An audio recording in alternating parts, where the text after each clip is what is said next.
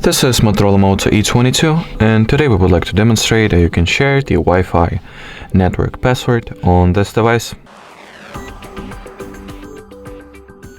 So, first of all, you gotta somehow get to the Wi-Fi settings page.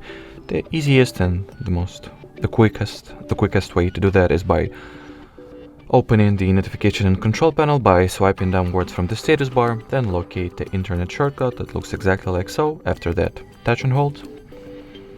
Afterwards, choose what network you would like to share the password of. I'll go with the one that I'm currently connected to.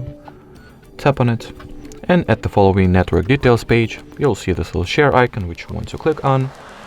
And as you can see right now, it reveals the actual Wi-Fi network password over here, as well as provides us with the QR code which you can scan and use to automatically connect any other device or any device that is capable of scanning this QR code to the chosen Wi-Fi network. Alrighty, so that would be it for this video, guys. Thank you so much for watching, and bye bye.